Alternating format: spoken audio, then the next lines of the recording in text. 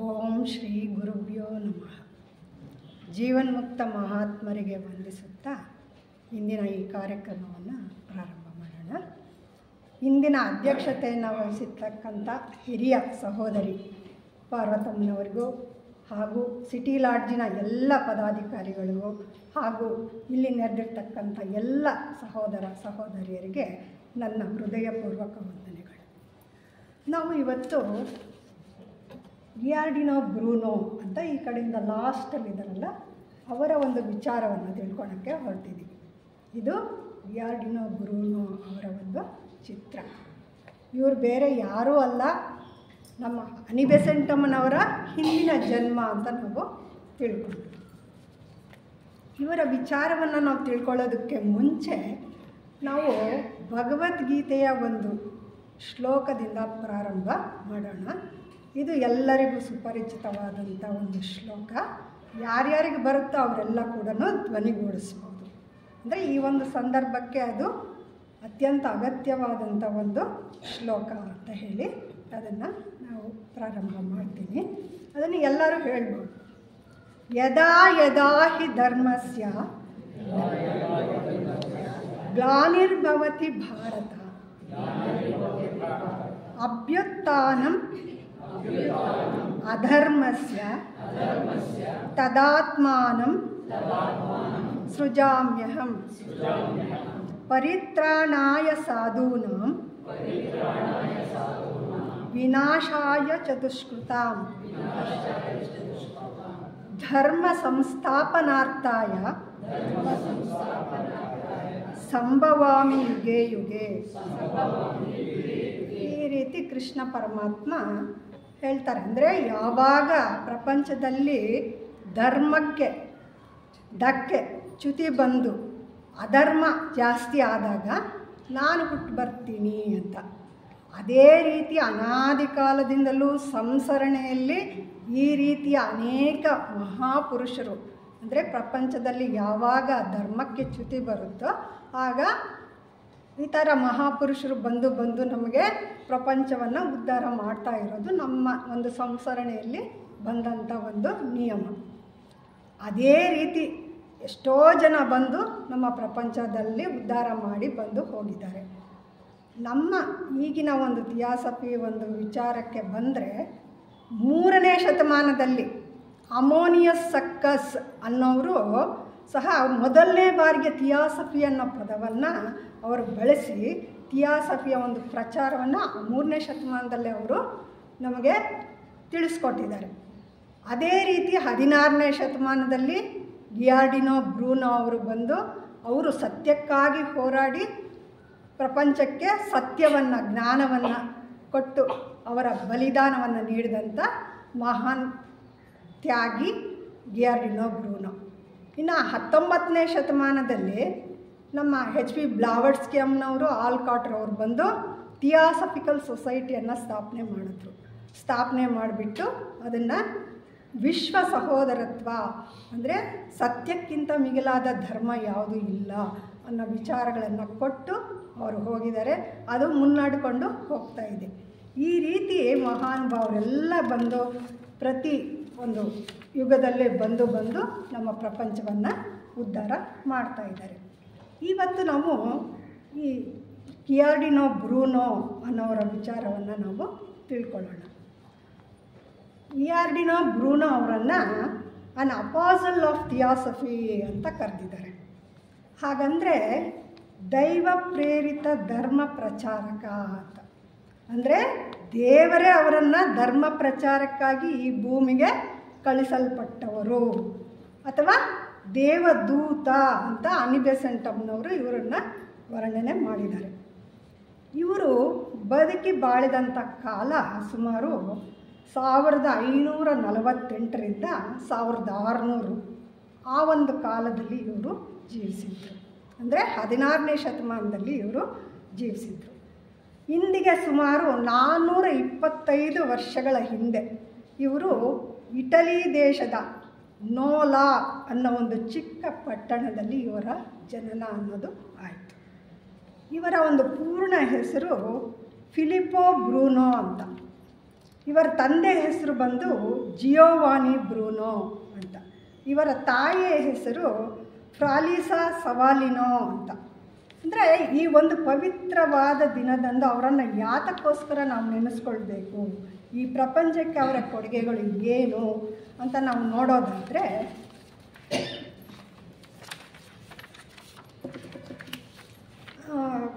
ಅನಿ ಬೆಸೆಂಟಮ್ನವರು ಹೇಳ್ತಾರೆ, ಜಿಯಾರ್ಡಿನೋ ಬ್ರೂನೋ ಅವರು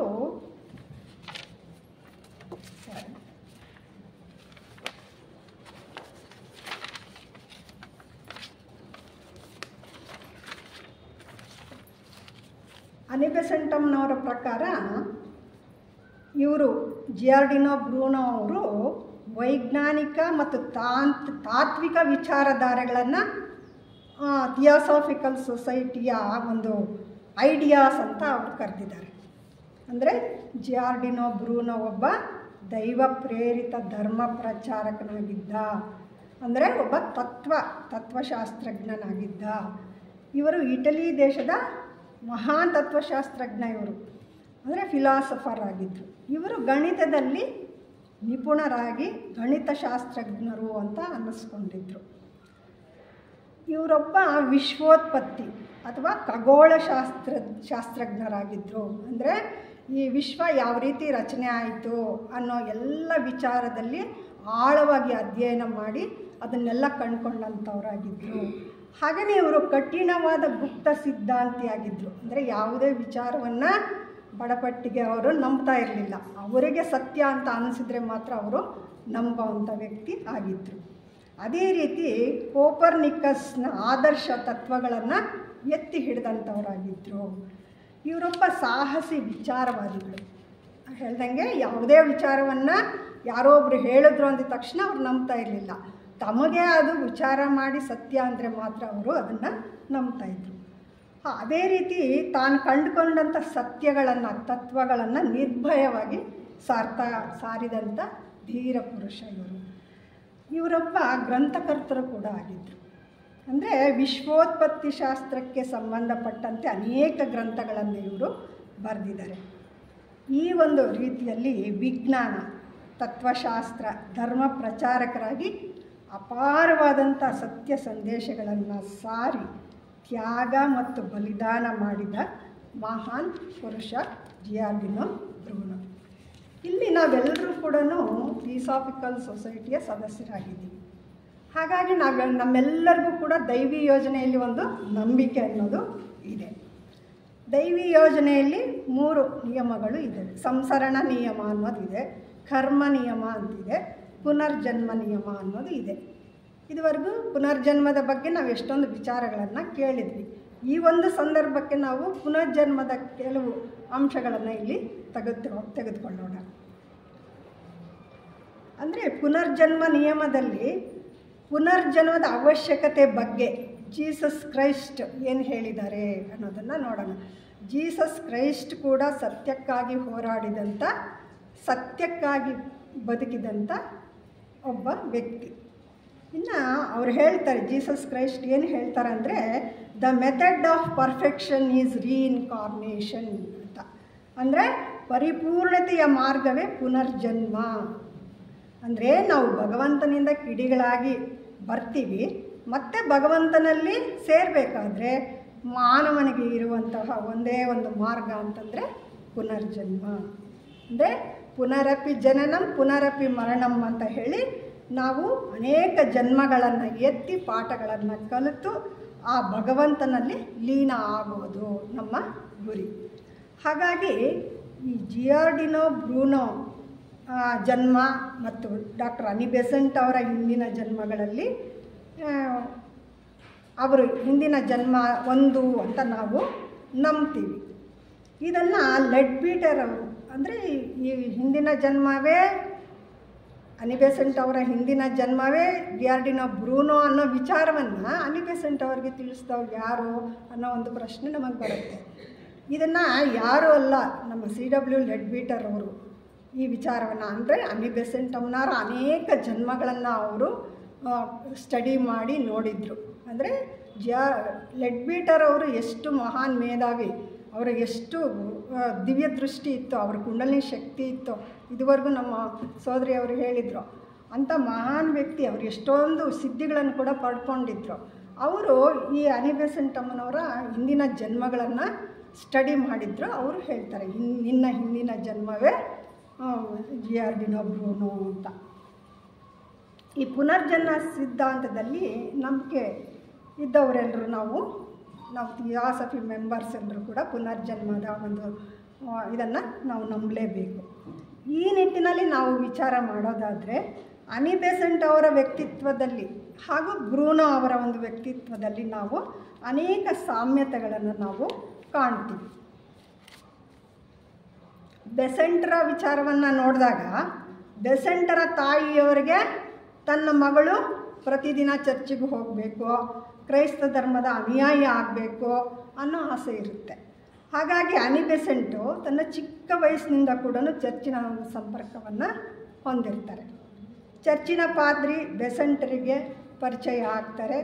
ತಾನು ಪಾದ್ರಿಯನ್ನು ಅಂದರೆ ಆಲೋಚನೆ ಮಾಡ್ತಾಳೆ ಯಾಕೆ, ನಾನು ಪಾದ್ರಿಯನ್ನು ಮದುವೆ ಆಗಿಬಿಟ್ರೆ ಯಾವಾಗಲೂ ಕೂಡ ಕ್ರಿಸ್ತನ ಒಂದು ಸನ್ನಿಧಾನದಲ್ಲಿ ನಾನು ಇರಬಹುದು ಅಂತ ಯೋಚನೆ ಮಾಡಿ ಅನಿ ಬೆಸೆಂಟು ಪಾದ್ರಿಯನ್ನು ಮದುವೆ ಆಗ್ತಾರೆ.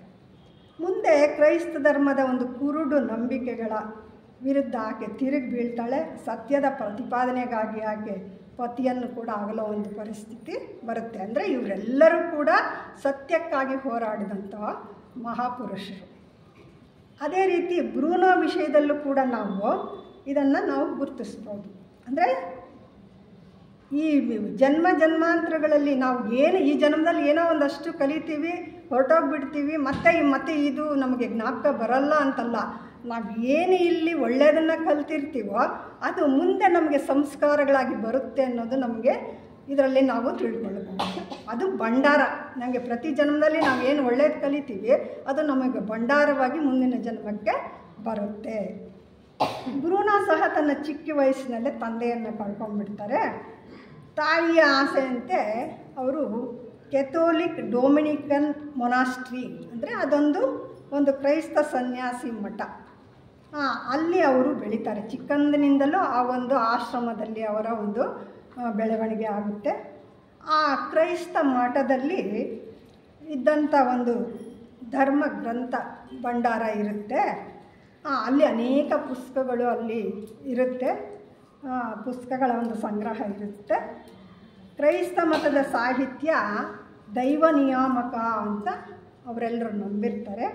ಹಾಗಾಗಿ ಅವು ಸತ್ಯದ ದಾರಿಯನ್ನು ನಮಗೆ ಕಂಡುಹಿಡಿಯೋದಕ್ಕೆ ಸಹಾಯ ಆಗುತ್ತೆ ಅಂತ ಕೂಡ ಕ್ರೈಸ್ತರೆಲ್ಲ ನಂಬಿರ್ತಾರೆ. ಅದೇ ರೀತಿ ಬ್ರೂನೋ ಕೂಡ ಆ ಒಂದು ಗ್ರಂಥಗಳನ್ನೆಲ್ಲ ಅಧ್ಯಯನ ಮಾಡ್ತಾ ಅವರಿಗೆ ಗೊತ್ತಾಗುತ್ತೆ ಅದು ಎಲ್ಲ ಸತ್ಯ ಅಲ್ಲ, ಇದರಲ್ಲಿ ಏನೋ ಮೂಢನಂಬಿಕೆಗಳಿದೆ ಅನ್ನೋದು ಅವರು ಕಂಡುಕೊಳ್ತಾರೆ. ಆ ರೀತಿ ಕಂಡುಕೊಳ್ತಾ ಅಂದಿನ ಕಾಲಕ್ಕೆ ಅತ್ಯಂತ ಪ್ರಸಿದ್ಧಿ ಹೊಂದಿದಂಥ ತತ್ವಜ್ಞಾನಿಗಳ ಆದಂಥ ಅರಿಸ್ಟಾಟಲ್ ಮತ್ತು ಟಾಲೆಮಿ ಅನ್ನೋರು ಆಗಿನ ಕಾಲಕ್ಕೆ ಬಹಳ ಪ್ರಸಿದ್ಧರಾದಂಥ ವಿಜ್ಞಾನಿಗಳು. ಅವರು ಆ ಕಾಲಕ್ಕೆ ಅವ್ರು ಹೇಳಿದ್ದೇ ಸರಿ, ಬೇರೆ ಯಾರು ಏನು ಹೇಳಿದ್ರು ಅದನ್ನು ಯಾರೂ ಒಪ್ತಾ ಇರಲಿಲ್ಲ. ಅವರು ಪ್ರತಿಪಾದಿಸಿದ್ದಂಥ ಭೂಕೇಂದ್ರ ಸಿದ್ಧಾಂತ ಅಂತಂದರೆ ಜಿಯೋಸೆಂಟ್ರಿಕ್ ಥಿಯರಿ, ಅದನ್ನು ಇಡೀ ಯುರೋಪ್ನ ಕ್ರೈಸ್ತ ಸಮುದಾಯ ಅವರೆಲ್ಲ ನಂಬಿದ್ರು.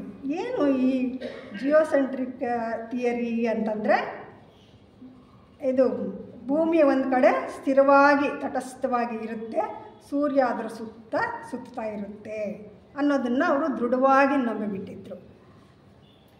ಅಂದರೆ ಹಿಂದಿನ ಎಷ್ಟೋ ವರ್ಷಗಳಿಂದ ಅದನ್ನು ಅವರು ಆ ಒಂದು ಧರ್ಮದವರು ಅದನ್ನು ಪಾಲನೆ ಮಾಡ್ಕೊಂಬಂದಿದ್ರು, ಆ ಪಾದ್ರಿಗಳು, ಕ್ರಿಸ್ತ ಧರ್ಮದವರು ಎಲ್ಲನೂ. ಹಾಗಾಗಿ ಅವರು ಅದನ್ನು ನಂಬ್ಕೊಂಡಿದ್ರು. ಈ ಭೂಕೇಂದ್ರ ಸಿದ್ಧಾಂತ ಅಂತಂದರೆ ಅದೇ ಸೂರ್ಯನ ಭೂಮಿಯ ಸುತ್ತಾ ಇದೆ ಅನ್ನೋ ನಂಬಿಕೆ. ಆದರೆ ಇದಕ್ಕೂ ಮೊದಲೇ ಅಂದರೆ 15ನೇ ಶತಮಾನದಲ್ಲೇ 1473ರಲ್ಲೇ ನಿಕೋಲಸ್ ಕೋಪರ್ನಿಕಸ್ ಅನ್ನೋ ವಿಶ್ವೋತ್ಪತ್ತಿ ಶಾಸ್ತ್ರಜ್ಞ ಅಂದರೆ ವಿಜ್ಞಾನಿ, ಅರಿಸ್ಟಾಟಲ್ ಭೂಕೇಂದ್ರ ಸಿದ್ಧಾಂತ ತಪ್ಪು, ಅರಿಸ್ಟಾಟಲ್ ಏನು ಹೇಳ್ತಾ ಇದ್ದಾನೆ ಅದು ಸಂಪೂರ್ಣ ತಪ್ಪು ಅಂತ ಅವರು ಪ್ರತಿಪಾದನೆ ಮಾಡ್ತಾರೆ. ಆ ಜಿಯೋಸೆಂಟ್ರಿಕ್ ಥಿಯರಿ ಏನಿದೆ ಅದು. ಭೂಮಿಯು ಸೂರ್ಯನ ಸುತ್ತ ತಿರುಗ್ತಾ ಇದೆ ಅಂತಲೂ ಸೌರ ಸಿದ್ಧಾಂತವನ್ನು ಪ್ರತಿಪಾದಿಸಿದ ಹಿಲಿಯೋಸೆಂಟ್ರಿಕ್ ಥಿಯರಿ ಅಂದರೆ ಈ ಭೂಮಿ ಸೂರ್ಯನ ಸುತ್ತ ತಿರುಗ್ತಾ ಇದೆ ಅನ್ನೋ ಒಂದು ಸೌರ ಸಿದ್ಧಾಂತವನ್ನು ಪ್ರತಿಪಾದಿಸಿದ್ದ ಅಂದರೆ ಹೀಲಿಯೋಸೆಂಟ್ರಿಕ್ ಥಿಯರಿ. ಇವೆಲ್ಲವನ್ನು ಅಧ್ಯಯನ ಮಾಡಿದ್ದ ಬ್ರೂನೋ ಅರಿಸ್ಟಾಟಲ್ ಮತ್ತು ಟಾಲೆಮಿ ಅವ್ರಿಗೆ ಏನು ಸಿದ್ಧಾಂತಗಳನ್ನು ಮೂಢನಂಬಿಕೆಗಳನ್ನು ಆ ಮೂಢನಂಬಿಕೆ ಛಾಯೆ ಇದೆ ಅಂತ ಅವ್ರಿಗೆ ಆ ಒಂದು ಅವ್ರು ಕಂಡಿಡ್ತಿರ್ತಕ್ಕಂಥ ವಿಚಾರದಲ್ಲಿ ಮೂಢನಂಬಿಕೆಗಳಿದೆ ಅನ್ನೋ ಛಾಯೆ ಈ ಬ್ರೂನೋಗೆ ಗೊತ್ತಾಗುತ್ತೆ. ಅವರು ಈ ಬ್ರೂನೋ ಅವರು ಕೋಪರ್ನಿಕಸ್ ಸೌರ ಸಿದ್ಧಾಂತದ ಬಗ್ಗೆ ಹೆಚ್ಚು ಒಲವನ್ನು ತೋರಿಸ್ತಾರೆ. ಅದರ ಬಗ್ಗೆ ಹೆಚ್ಚಾಗಿ ಅಧ್ಯಯನ ಮಾಡ್ತಾರೆ. ತನ್ನ ಸಂಗಡಿಗರೊಡನೆ ಅದರ ಬಗ್ಗೆ ಚರ್ಚೆಗಳನ್ನು ಮಾಡ್ತಾರೆ. ಹಾಗೆ ಮಾಡ್ತಾ ಮಾಡ್ತಾ ಅವಾಗೇನಾಗುತ್ತೆ ಅಂದರೆ ಅಂದಿನ ಕಾಲದ ಆ ಪಾದ್ರಿಗಳು ಕ್ರೈಸ್ತ ಪೋಪ್ಗಳು ಗುರುಗಳು ಅವರು ಹೇಳಿದ್ದೇ ವೇದವಾಕ್ಯ ಅಂತ ತಿಳಿಸ್ತಾ ಈ ಕ್ರೈಸ್ತ ಮತೀಯರೆಲ್ಲರನ್ನೂ ತಮ್ಮ ಸ್ವಾರ್ಥ ಸಾಧನೆಗಾಗಿ ಬಳಸ್ಕೊಂಡು ಈ ಪ್ರಾಪಂಚಿಕ ಸುಖಭೋಗಗಳಿಗಾಗಿ ಧರ್ಮದ ಹೆಸರಿನಲ್ಲಿ ಹಣವನ್ನು ದೋಚ್ತಾ ಇರ್ತಾರೆ. ಆದರೆ 16ನೇ ಶತಮಾನದಲ್ಲಿ ಕೆಲವು ಕ್ರೈಸ್ತ ಮತದ ಚಿಂತಕರು, ಕ್ರೈಸ್ತ ಮತದಲ್ಲೂ ಹಲವಾರು ಚಿಂತಕರು ಇರ್ತಾರೆ. ಆ ಚಿಂತಕರು ಪೋಪ್ ಗುರುಗಳ ಅಧಿಕಾರವನ್ನು ಅನುಮಾನದಿಂದ ನೋಡೋಕ್ಕೆ ಪ್ರಾರಂಭ ಮಾಡ್ತಾರೆ. ಅದನ್ನು ಕೆಪ್ಟಿಸಿಸಮ್ ಅಂತ ಹೇಳ್ತಾರೆ. ಹೀಗೆ ಆ ಕೆಪ್ಟಿಸಿಸಮ್ ಅನ್ನೋ ಅನುಮಾನ ಸಿದ್ಧಾಂತ ಅಥವಾ ಸಂದೇಹವಾದ ಅಥವಾ ಥಿಯರಿ ಆಫ್ ಡೌಟ್ ಅನ್ನೋದು ಅಲ್ಲಿ ಪ್ರಾರಂಭ ಆಗಿಬಿಡುತ್ತೆ. ಅಂದರೆ ಇಲ್ಲಿ ಏನೋ ಸತ್ಯ ಇಲ್ಲ, ಏನೋ ಅಸತ್ಯ ಇದೆ ಅನ್ನೋದು ಅವರಿಗೆ ಗೊತ್ತಾಗುತ್ತೆ. ಈ ಕೆಪ್ಟಿಸಿಸಮ್ನ ಪ್ರಮುಖ ಪ್ರತಿಪಾದಿಗಳು ಯಾರಪ್ಪ ಅಂತಂದರೆ ಜರ್ಮನಿಯ professor Martin Luther, Nicolaus Copernicus ಮತ್ತು ಗೆಲೀಲಿಯೋ, ಆಮೇಲೆ ಜಿಯಾರ್ಡಿನೋ ಬ್ರೂನೋ ಇವರೆಲ್ಲರೂ ಸೇರಿ ಇದನ್ನೆಲ್ಲ ಅವರು ಚರ್ಚೆ ಮಾಡ್ತಾ ಇರ್ತಾರೆ. ಇವರೆಲ್ಲರಲ್ಲೂ ಉಂಟಾದ ಒಂದು ಅನುಮಾನಗಳಿಗಾಗಿ ಸ್ವತಂತ್ರವಾಗಿ ಚಿಂತನೆ ಮಾಡೋದಕ್ಕಾಗಿ ಅನೇಕ ವೈಜ್ಞಾನಿಕ ಆವಿಷ್ಕಾರಗಳು ಮತ್ತು ಭೌಗೋಳಿಕ ಮತ್ತು ಖಗೋಳ ಅಂದರೆ ಈ ಭೂಮಿ ಯಾವ ಥರ ಹುಟ್ಟಿತು ಏನು ಅನ್ನೋ ಎಲ್ಲದರ ಬಗ್ಗೆ ಅನ್ವೇಷಣೆ ಮಾಡೋಕ್ಕೆ ಒಂದು ಕಾರಣವಾಗುತ್ತೆ. ಹಿಂದಿನ ತತ್ವಜ್ಞಾನಿಗಳಾದಂಥ ಅರಿಸ್ಟಾಟಲ್ಲು ಮತ್ತು ಟಾಲೆಮಿಯವರು ಪ್ರತಿಪಾದಿಸಿದಂಥ ಭೂಕೇಂದ್ರ ಸಿದ್ಧಾಂತವನ್ನು, ಈ ಜಿಯೋಸೆಂಟ್ರಿಕ್ ಥಿಯರಿಯನ್ನು ಇಡೀ ಕ್ರೈಸ್ತ ಸಮುದಾಯ ಭೂಮಿನೇ ಕೇಂದ್ರವಾಗಿದ್ದು ಸೂರ್ಯನು ಭೂಮಿಯ ಸುತ್ತ ಸುತ್ತುತ್ತಾ ಇದೆ, ಇದು ಭಗವಂತನ ಸೃಷ್ಟಿ ಅಂತ ಅವರು ನಂಬಿರ್ತಾರೆ. ಅವರಲ್ಲಿ ಅಷ್ಟು ಭಗವಂತನೇ ಇದನ್ನೆಲ್ಲ ಮಾಡಿರೋದು ಅನ್ನೋ ಒಂದು ಅಭಿಪ್ರಾಯ ಅವರಲ್ಲಿ ಆಳವಾಗಿ ತುಂಬ ಹೋಗ್ಬಿಟ್ಟಿದೆ. ಹಾಗಾಗಿ ಅವರು ಅದನ್ನೇ ನಂಬಿಕೊಂಡು ಇದ್ದರು. ಆಗ ಯುರೋಪಿನ ಇತಿಹಾಸದಲ್ಲಿ 16ನೇ ಶತಮಾನದಲ್ಲಿ ಜ್ಞಾನದ ಪುನರುಜ್ಜೀವನದ ಒಂದು ಪರಾಕಾಷ್ಠೆಯ ಒಂದು ಕಾಲ ಆಗಿತ್ತು. ಅಂದರೆ ವೈಜ್ಞಾನಿಕವಾಗಿ ಅನೇಕ ಸಂಶೋಧನೆಗಳು ಆವಿಷ್ಕಾರಗಳು ನಡೀತಾ ಇದ್ದಂಥ ಒಂದು ಕಾಲ. ಅದೇ ಸಮಯದಲ್ಲಿ ಇಡೀ ಯುರೋಪ್ ಖಂಡ ಕ್ರೈಸ್ತ ಚರ್ಚುಗಳ ಹಿಡಿತದಲ್ಲಿ ಇತ್ತು. ಆ ಒಂದು ಯುರೋಪ್ ಖಂಡ ಎಲ್ಲನೂ ಆ ಚರ್ಚುಗಳು ಏನು ಹೇಳಿದ್ರೆ ಅದನ್ನೇ ಪಾಲನೆ ಮಾಡಬೇಕು, ಬೇರೆ ಯಾರು ಏನು ಹೇಳಿದ್ರು ಅದನ್ನು ನಂಬಬಾರ್ದು. ಅಂತಹ ಒಂದು ಕಠಿಣವಾದ ಪರಿಸ್ಥಿತಿ ಯುರೋಪ್ನಲ್ಲಿ ಆವಾಗ ಇತ್ತು. ಅದೇ ರೀತಿ ಅಂದಿನ ಕಾಲದಲ್ಲಿ ಯುರೋಪಿನ ಎಲ್ಲ ಕಡೆ ಹೀಬ್ರಾಯ್ಡ್ ಸೃಷ್ಟಿಶಾಸ್ತ್ರ ಅದು ಹೆಚ್ಚು ಪ್ರಭಾವವಾಗಿ ಅಲ್ಲಿ ಇತ್ತು, ಚಾಲ್ತಿಯಲ್ಲಿ ಇತ್ತು. ಚರ್ಚುಗಳ ದತ್ತುಪುತ್ರ ಅಂತಲೇ ಹೆಸರಾಗಿದ್ದಂಥ ಅರಿಸ್ಟಾಟಲ್ಲು ಎಲ್ಲ ವಿಜ್ಞಾನಿಗಳ ನಿರ್ಣಾಯಕ ವಿಮರ್ಶಕನಾಗಿರ್ತಾನೆ. ಅಂದರೆ ಯಾರ್ಯಾರು ಏನೇನು ಕಂಡುಹಿಡಿತಾರೆ ಅದೆಲ್ಲನೂ ಅವರು ನೋಡಿ ಅವ್ರು ಎಸ್ ಅಂದರೆ ಎಸ್, ನೋ ಅಂದರೆ ನೋ, ಆ ಒಂದು ರೀತಿಯಲ್ಲಿ ಅವರು ಎಲ್ಲರನ್ನು ಅವರ ಹಿಡಿತದಲ್ಲಿ ಇಟ್ಕೊಂಡಿರ್ತಾರೆ. ಆತನನ್ನು ಎದುರಿಸಿ ನಿಂತವರು ಆಗಿನ ಕಾಲಕ್ಕೆ ಯಾರೂ ಇರಲಿಲ್ಲ, ಎಲ್ಲರಿಗೂ ಭಯ. ಯಾಕೆಂದರೆ ಆತನ ವಿರುದ್ಧವಾಗಿ ಯಾರಾದರೂ ನಿಂತರೆ ಅಂತಹವರನ್ನು ಮರಣದಂಡನೆಗೆ ಗುರಿಪಡಿಸ್ತಾ ಇದ್ದರು. ಆ ಒಂದು ಪರಿಸ್ಥಿತಿಯಲ್ಲಿ ಆ ಒಂದು ಯುರೋಪ್ನಲ್ಲಿ ಆ ಒಂದು ಪರಿಸ್ಥಿತಿ ಇತ್ತು. ಅಂತಹ ಕಠಿಣವಾದ ಪರಿಸ್ಥಿತಿಯಲ್ಲಿ ಜಿಯಾರ್ಡಿನೋ ಬ್ರೂನೋ ತಾನು ಕಂಡುಕೊಂಡಂಥ ಸತ್ಯಗಳನ್ನು ನಿರ್ಭಯವಾಗಿ ಪ್ರಪಂಚಕ್ಕೆ ಸಾರೋದಕ್ಕೆ ಪ್ರಾರಂಭ ಮಾಡ್ತಾರೆ. ಅಷ್ಟೇ ಅಲ್ಲದೆ ಕ್ರೈಸ್ತ ಧರ್ಮದ ಕಂದಾಚಾರಗಳನ್ನು ಮೂಢನಂಬಿಕೆಗಳನ್ನು ಧೈರ್ಯವಾಗಿ ಜನರಲ್ಲಿ ಪ್ರಚಾರ ಮಾಡೋಕ್ಕೆ ಪ್ರಾರಂಭ ಮಾಡ್ತಾರೆ. ಅಂದರೆ ಅಷ್ಟು ಕಠಿಣವಾದ ಒಂದು ಪರಿಸ್ಥಿತಿಯಲ್ಲಿ ಕೂಡ ಎದೆಗುಂದದೆ ಸತ್ಯಕ್ಕಾಗಿ ಹೋರಾಡಿದಂಥವರು ಬ್ರೂನೋ.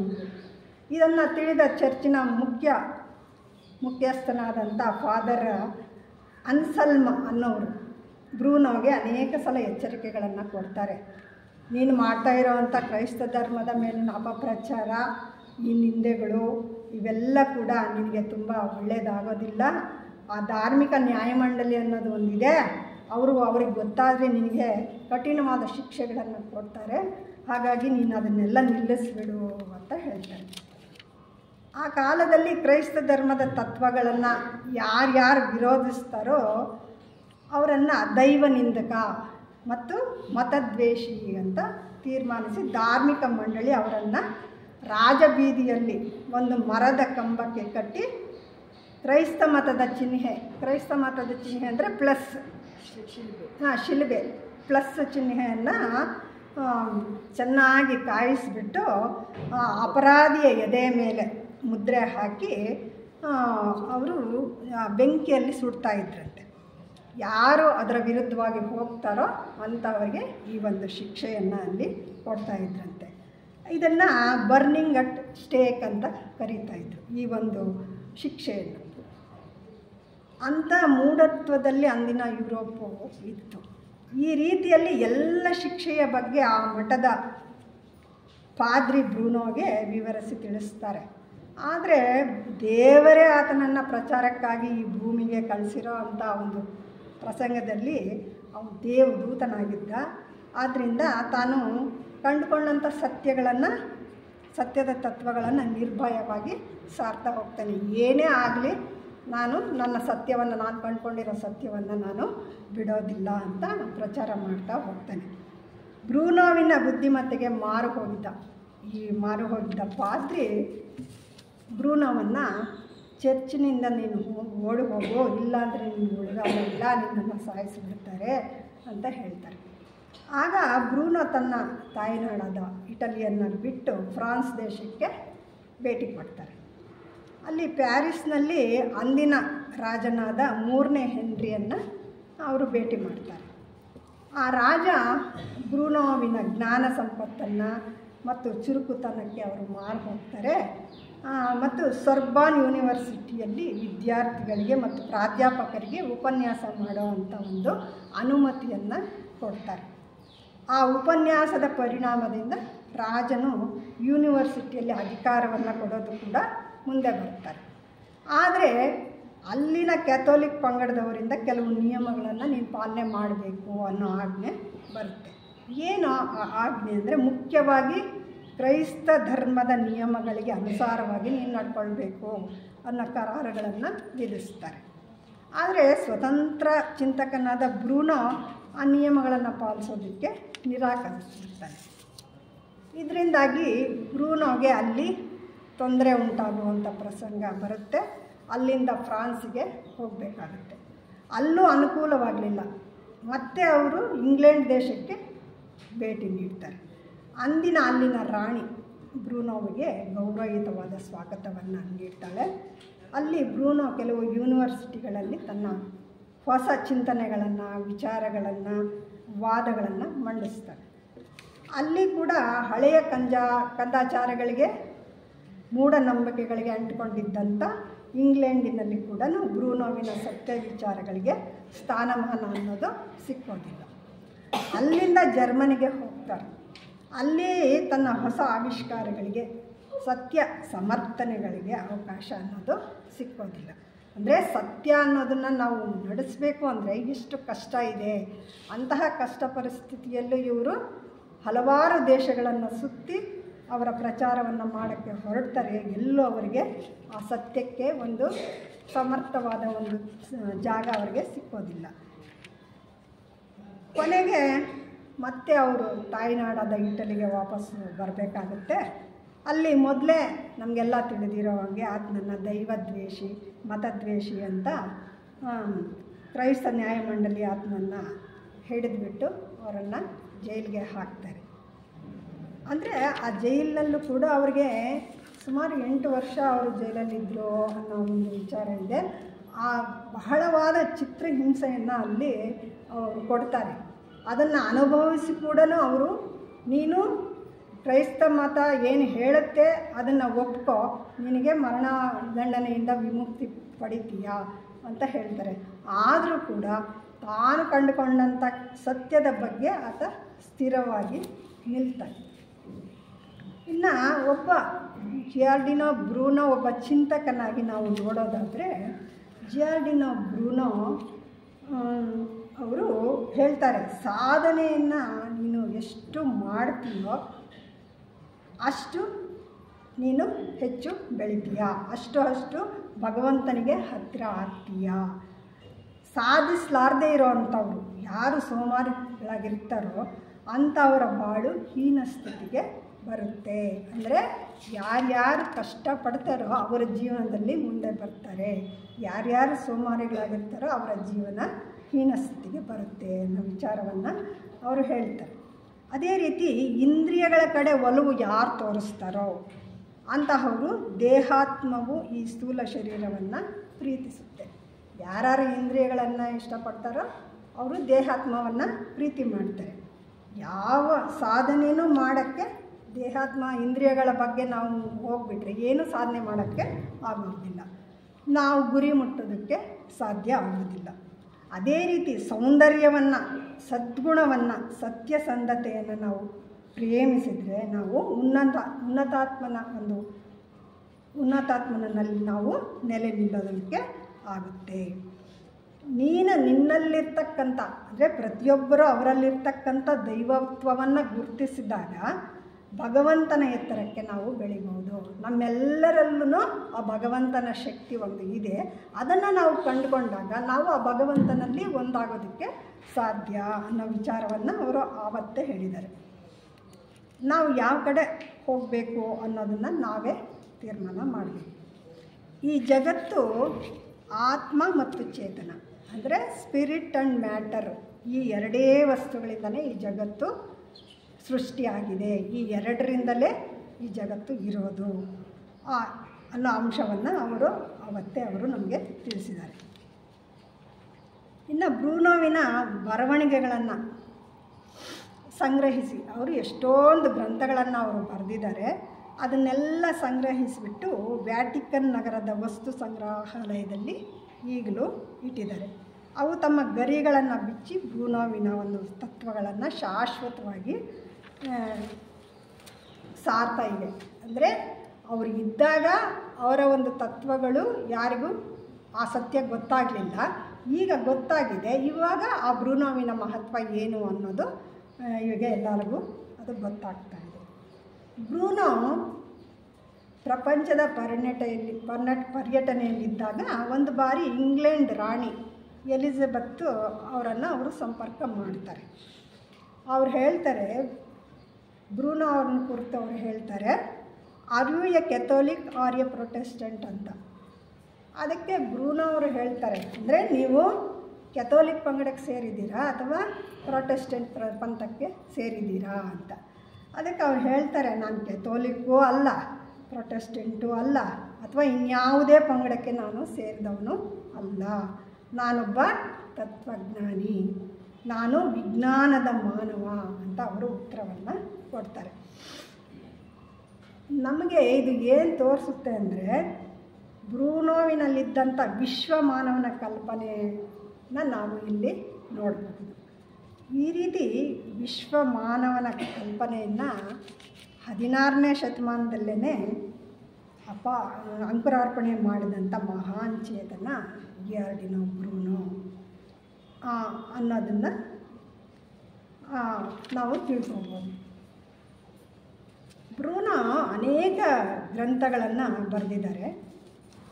ತನ್ನ ಒಂದು ಗ್ರಂಥವಾದ the divine shadow of ideas ಅನ್ನೋ ಒಂದು ಗ್ರಂಥದಲ್ಲಿ ಧರ್ಮದ ಬಗ್ಗೆ ಬರೀತಾ ಅವರು ಹೇಳ್ತಾರೆ, ದೈವವು ಅಂದರೆ ಪರಬ್ರಹ್ಮ ಅನ್ನೋದು ಅನಂತವಾಗಿರುವಂಥದ್ದು. ಅದು ಅದ್ಭುತ ರೀತಿಯಲ್ಲಿ ಭಗವಂತನ ಒಂದು ಸರ್ವವ್ಯಾಪಕತ್ವವನ್ನು ಸರ್ವವ್ಯಾಪಕತ್ವ ಅನ್ನೋದು ಇದೆ ಅಂದರೆ ಎಲ್ಲೆಲ್ಲೂ ಆ ಭಗವಂತನ ಸರ್ವವ್ಯಾಪಕತ್ವ ಅನ್ನೋದು ಇದೆ, ಅವನಿಲ್ಲದ ಜಾಗ ಇಲ್ಲವೇ ಇಲ್ಲ ಅನ್ನೋ ವಿಚಾರವನ್ನು 16ನೇ ಶತಮಾನದಲ್ಲೇ ತಿಳಿಸಿದ್ದಾರೆ. ಈ ಸರ್ವವ್ಯಾಪಕತ್ವವು ಬದಲಾವಣೆ ಹೊಂದದೇ ಇರುವಂತಹ ಅಂಶ. ಅದು ಅಸ್ತಿತ್ವದಲ್ಲಿರ್ತಕ್ಕಂಥ ಎಲ್ಲ ಚರಾಚರ ವಸ್ತುಗಳಲ್ಲೂ ಅದು ಇದ್ದು ಎಲ್ಲವನ್ನು ಕೂಡ ಒಂದುಗೂಡಿಸುವ ರಚನೆ ಅಂತ ತಿಳಿಸಿದ್ದಾನೆ. ಅಂದರೆ ಎಲ್ಲ ಚರಾಚರ ವಸ್ತುಗಳಲ್ಲೂ ಅದು ಇದೆ, ಎಲ್ಲರನ್ನೂ ಒಂದುಗೂಡಿಸುವಂಥ ಶಕ್ತಿ ಅದರಲ್ಲಿ ಇದೆ ಆ ಪರಬ್ರಹ್ಮ ವಸ್ತುವಿನಲ್ಲಿ ಅನ್ನೋ ವಿಚಾರವನ್ನು ಹೇಳಿದ್ದಾರೆ. ಅಂದರೆ ದ ಕಾನ್ಸೆಪ್ಟ್ ಆಫ್ ಒನ್ನೆಸ್ ಅಂದರೆ ಒಬ್ಬನೇ, ನಾವೆಲ್ಲರೂ ಕೂಡ ಒಬ್ಬನೇ ತಂದೆಯ ಮಕ್ಕಳು, ನಾವೆಲ್ಲರೂ ಸಹೋದರರು ಅನ್ನೋ ವಿಶ್ವ ಭ್ರಾತೃತ್ವವನ್ನು ಸಾರಿದವರು. ಆ ಪರಬ್ರಹ್ಮನ ಮಕ್ಕಳೇ ನಾವೆಲ್ಲರೂ ಅಂದಾಗ ನಾವೆಲ್ಲರೂ ಸಹೋದರರು ಅನ್ನೋದು ನಮಗೆಲ್ಲ ಬರಬೇಕು ಅನ್ನೋ ವಿಚಾರವನ್ನು ಅವರು ಅವತ್ತೇ ಕಂಡುಹಿಡ್ಕೊಂಡ್ರು. ಅದೇ ರೀತಿ ಅವರ ಇನ್ನೊಂದು ಗ್ರಂಥ ಡಿಮಿಮಿನೋ ಅನ್ನೋ ಒಂದು ಗ್ರಂಥದಲ್ಲಿ ವಿಶ್ವ ರಚನೆಯ ಎಲ್ಲದರಲ್ಲೂ ಅಡಗಿರ್ತಕ್ಕಂಥ ಅಪರಿಮಿತ ಅಣುಗಳ ವಿಚಾರವನ್ನು ತಿಳಿಸಿದ್ದಾರೆ. ಅಣುಗಳಿಲ್ಲದೆ ಇರೋಂಥ ಜಾಗನೇ ಇಲ್ಲ, ಇಡೀ ಸೃಷ್ಟಿ ಎಲ್ಲ ಅಣುಗಳಿಂದನೇ ಮಾಡಿರೋದು ಅನ್ನೋ ವಿಚಾರವನ್ನು ಕೂಡ ಜಿಯಾರ್ಡಿನೋ ಬ್ರೂನೋವರೇ ಮೊಟ್ಟ ಮೊದಲಿಗೆ ತಿಳಿಸಿದಂಥವ್ರು. ಇನ್ನು ಮುಂದೆ 16ನೇ ಶತಮಾನದ ಕೊನೆಯ ಭಾಗದಲ್ಲಿ ಗೆಲೀಲಿಯೋ ಅವರು ದೂರದರ್ಶನ ಯಂತ್ರವನ್ನು ಕಂಡುಹಿಡಿದ್ರು. ಇದು ವಿಶ್ವೋತ್ಪತ್ತಿ ಶಾಸ್ತ್ರಕ್ಕೆ ಅತ್ಯಂತ ಉಪಯುಕ್ತವಾದಂಥ ಒಂದು ಸಾಧನೆ.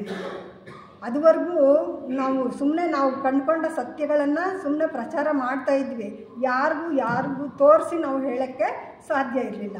ಆದರೆ ದೂರದರ್ಶನ ಯಂತ್ರ ಬಂದ ಮೇಲೆ ಜನಗಳಿಗೆ ತೋರಿಸಿ ಇದು ಸತ್ಯ ಅನ್ನೋದನ್ನು ತೋರಿಸೋ ಅನ್ನೋ ಒಂದು ಇದು ಬಂತು. ಆಗ ಇನ್ನು 17ನೇ ಶತಮಾನದಲ್ಲಿ ಅದನ್ನೆಲ್ಲ ನೋಡಿದ ಮೇಲೆ 17ನೇ ಶತಮಾನದಲ್ಲಿ ಕೆಪ್ಲರ್ ಅನ್ನೋ ಖಗೋಳಶಾಸ್ತ್ರಜ್ಞರು ಕೋಪರ್ನಿಕಸ್ನ ಒಂದು ಸೌರ ಕೇಂದ್ರ ಸಿದ್ಧಾಂತ ಸತ್ಯ ಅಂತ ಆ ಒಂದು ಮೈಕ್ರೋಸ್ಕೋಪ್ನಲ್ಲಿ ಎಲ್ಲ ಟೆಲಿಸ್ಕೋಪ್ನಲ್ಲಿ ನೋಡಿ ಅವರು ಕಂಡುಹಿಡ್ಕೊಂಡಂಥ ಸತ್ಯಗಳು, ಅವ್ರು ಮಾಡಿರೋ ಅಂಥದ್ದೆಲ್ಲನೂ ಸತ್ಯ ಅನ್ನೋದನ್ನು ಹೇಳ್ತಾರೆ. ಅಂದರೆ ಸೂರ್ಯನ ಸುತ್ತ ಭೂಮಿಯೇ ಅಲ್ಲದೆ ಇನ್ನಿತರ ಅನೇಕ ಗ್ರಹಗಳು ವೃತ್ತಾಕಾರದಲ್ಲಿ ಸುತ್ತುತ್ತಾ ಇದೆ ಅನ್ನೋದನ್ನು ಪ್ರತಿಪಾದಿಸಿದರು. 19ನೇ ಶತಮಾನದ ಮಧ್ಯಭಾಗದವರೆಗೂ ಕೂಡ ಅನೇಕ ವೈಜ್ಞಾನಿಕ ಮತ್ತು ಖಗೋಳ ಪರಿಶೋಧನೆಗಳು ನಡೀತವೆ. ಬ್ರೂನೋ ಪ್ರತಿಪಾದಿಸಿದಂಥ ಎಲ್ಲ ವೈಜ್ಞಾನಿಕ ಮತ್ತು ತತ್ವಶಾಸ್ತ್ರದ ವಿಷಯಗಳು ಸತ್ಯ ಸಂಗತಿಗಳು ಅಂತ ತಿಳಿದ ಆಮೇಲೆ ಎಲ್ಲರಿಗೂ ಗೊತ್ತಾಗುತ್ತೆ. ಆಗ ಕೆಥೋಲಿಕ್ ಚರ್ಚು ತನ್ನ ತಪ್ಪನ್ನು ಒಪ್ಪಿಕೊಳ್ಳುತ್ತೆ. ಅಂದರೆ ಸತ್ಯವನ್ನು ನಾವು ಧೈರ್ಯವಾಗಿ ಒಪ್ಕೋಬೇಕಂದ್ರೆ ತೋರಿಸ್ಬೇಕು ಜನಗಳಿಗೆ. ನಾವು ಬರೀ ಬಾಯಿ ಮಾತಲ್ಲಿ ಹೇಳಿದ್ರೆ ಯಾರು ಕೇಳಲ್ಲ. ಹಾಗಾಗಿ ಅವರು ನೋಡಿದ ಮೇಲೆ ಎಲ್ಲರೂ ಒಪ್ಕೊಳ್ತಾರೆ. ಆಮೇಲೆ ಜಿಯಾರ್ಡಿನೋ ಬ್ರೂನೋ ಅವರ ಒಪ್ಕೊಂಡ ಮೇಲೆ ಅವರ ಗೌರವಾರ್ಥವಾಗಿ ರೋಮನ್ ನಗರದಲ್ಲಿ 1889ರಲ್ಲಿ ಆತನ ಒಂದು ಸ್ಮಾರಕವನ್ನು ಸ್ಥಾಪನೆ ಮಾಡ್ತಾರೆ. ಬ್ರೂನೋ ಅವರನ್ನು 16ನೇ ಶತಮಾನದಲ್ಲಿ ಯುರೋಪ್ ಖಂಡದಲ್ಲಿ ಹಾದು ಹೋದಂಥ ಒಂದು ಧೂಮಕೇತು ಅಂತ ವರ್ಣಿಸಿದ್ದಾರೆ. ಹೀಗೆ ಬ್ರೂನೋ ಅವರು ಪ್ರತಿಪಾದಿಸಿದ ಸೌರ ಕೇಂದ್ರ ಸಿದ್ಧಾಂತ ಮತ್ತು ಕ್ರೈಸ್ತ ತತ್ವದ ದೂಷಣೆ ತಪ್ಪು ಅಂತ ಹೇಳಿ ಒಪ್ಕೊಂಡ್ರೆ ನಿನ್ನನ್ನು ಕ್ಷಮಿಸಿ ಬಿಡುಗಡೆ ಮಾಡ್ತೀವಿ ಅಂತ ಕ್ರೈಸ್ತ ನ್ಯಾಯಮಂಡಳಿ ಎಚ್ಚರಿಕೆಯನ್ನು ಕೊಡುತ್ತೆ. ಇಷ್ಟೆಲ್ಲ ಸಾಧನೆ ಮಾಡಿದ್ದಾರೆ, ಆದರೂ ಕೂಡ ಅವರು ಒಪ್ಕೊಂಡಿಲ್ಲ. ಆಮೇಲೆ ಹೇಳ್ತಾರೆ, ನೀನು ಇದನ್ನೆಲ್ಲ ಒಪ್ಕೊಂಬಿಡು, ನಿನಗೆ ಕ್ಷಮಾದಾನ ನೀಡ್ತೀವಿ ಅಂತ. ಆದರೆ ಬ್ರೂನೋ ತನ್ನ ವಿಚಾರಧಾರೆಯನ್ನು ತಪ್ಪು ಅಂತ ಹೇಳಿ ಒಪ್ಕೊಳ್ಳೋದಕ್ಕೆ ನಿರಾಕರಿಸ್ತಾನೆ. ಆ ಕಾರಣಕ್ಕಾಗಿ ನ್ಯಾಯಮಂಡಳಿ ಬ್ರೂನೋವನ್ನು ದೈವದ್ವೇಷಿ, ಮತದ್ವೇಷಿ ಅಂತ ಹೇಳಿ ತೀರ್ಪು ನೀಡ್ತಾರೆ. ಆಗಿನ ಒಂದು ಪದ್ಧತಿ ಪ್ರಕಾರ ಬ್ರೂನೋವನ್ನು ವೆನಿಸ್ ನಗರದಲ್ಲಿ ಒಂದು ರಥಚಕ್ರಕ್ಕೆ ಕಟ್ಟಿ ಹಾಕಿಬಿಟ್ಟು ಅಪಾರವಾದ ಒಂದು ಜನಸ್ತೋಮದ ಎದುರುಗಡೆ ಫೆಬ್ರವರಿ 17ನೇ ತಾರೀಕು 1600 ಅಂದರೆ 16ನೇ ಶತಮಾನದಲ್ಲಿ ಅವರನ್ನು ಜೀವಂತವಾಗಿ ಸುಟ್ಟು ಹಾಕ್ತಾರೆ. ಆ ಸಂದರ್ಭದಲ್ಲಿ ಈ ವಿಚಾರವನ್ನು ಕೂಡ ಲೆಡ್ಬಿಟರ್ ಅವರು ತಮ್ಮ ದಿವ್ಯ ದೃಷ್ಟಿಯಿಂದ ನೋಡಿ ವಿಚಾರವನ್ನು ತಿಳಿಸಿದ್ದಾರೆ. ಆ ಸಂದರ್ಭದಲ್ಲಿ ಬ್ರೂನೋ ಅವರಿಗೆ ಮಹಾತ್ಮರ ಒಂದು ದರ್ಶನ ಆಗುತ್ತಂತೆ. ಮಹಾತ್ಮರವರಿಗೆ ಹೇಳ್ತಾರೆ, ಮುಂದೆ ನಿನಗೆ ಇನ್ನೂ ಉತ್ತಮವಾದ ಜನ್ಮ ಕಾದಿದೆಯಪ್ಪ ಅಂತ ಹೇಳಿ ಆಶೀರ್ವಾದ ಮಾಡಿ ಮಹಾತ್ಮರ ಮಂದಿರಕ್ಕೆ ಅವರನ್ನು ಬರಮಾಡ್ಕೊಳ್ತಾರಂತೆ. ಮಹಾತ್ಮರೇ ಅವರನ್ನು ಬರಮಾಡ್ಕೊಳ್ತಾರೆ, ಶ್ವೇತರ್ಷಿ ಸಂಘಕ್ಕೆ ಅವರನ್ನು ಬರಮಾಡ್ಕೊಳ್ತಾರೆ. ಮತ್ತು 19ನೇ ಶತಮಾನದಲ್ಲಿ ಮತ್ತು ಅನಿ ಬೆಸೆಂಟ್ ಅಮ್ಮನವರ ಒಂದು ಜನ್ಮದಲ್ಲಿ ಅವರು ಮತ್ತೆ ಸತ್ಯದ ಬಗ್ಗೆ ಹೋರಾಟವನ್ನು ಮಾಡೋಕ್ಕೆ ಹೊರಟಿದ್ದಾರೆ ಅನ್ನೋ ವಿಚಾರ ನಮಗೆಲ್ಲ ಗೊತ್ತಿರೋ ಅಂಥದ್ದು. ಈ ವಿಚಾರ ಕೂಡ ಲೆಡ್ಬಿಟರ್ ಅವರೇ ಹೇಳಿರುವಂಥದ್ದು. ಈ ರೀತಿ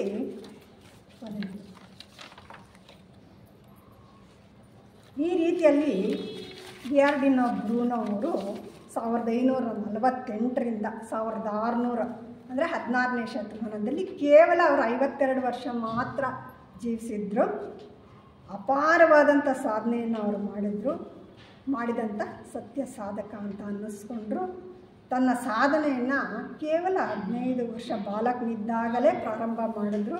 ಪ್ರಪಂಚಕ್ಕೆ ಅಪಾರವಾದಂಥ ವಿಜ್ಞಾನದ ಒಂದು ಆವಿಷ್ಕಾರ ತಜ್ಞನಾಗಿ, ತತ್ವಶಾಸ್ತ್ರಜ್ಞನಾಗಿ, ಗಣಿತಶಾಸ್ತ್ರಜ್ಞನಾಗಿ, ವಿಶ್ವೋತ್ಪತ್ತಿ ಶಾಸ್ತ್ರಜ್ಞನಾಗಿ, ಒಬ್ಬ ಕಠಿಣ ಗುಪ್ತ ಸಿದ್ಧಾಂತಿಯಾಗಿ, ಒಬ್ಬ ಸಾಹಸ ವಿಚಾರವಾದಿಯಾಗಿ, ಒಬ್ಬ ಸಂಶೋಧಕ ಗ್ರಂಥಕರ್ತನಾಗಿ, ಧರ್ಮ ಪ್ರವರ್ತಕನಾಗಿ, ಹಾಗೂ ಎಲ್ಲಕ್ಕಿಂತ ಮುಖ್ಯವಾಗಿ ತಾನು ಕಂಡುಕೊಂಡಂಥ ಸತ್ಯದ ತತ್ವಗಳನ್ನು ನಿರ್ಭಯವಾಗಿ ಸಾರಿದ, ತ್ಯಾಗ ಬಲಿದಾನಗಳಿಗೆ ಕಾರಣಕರ್ತನಾದಂಥ ಧೀರನಾಗಿ ಬಾಳಿದ ವೀರ ಪುರುಷ ಗಿಯಾರ್ಡಿನೋ ಬ್ರೂನೋ ಮಹಾನ್ ಚೇತನಕ್ಕೆ ನಮ್ಮೆಲ್ಲರ ನಮನಗಳನ್ನು ಸಲ್ಲಿಸೋಣ.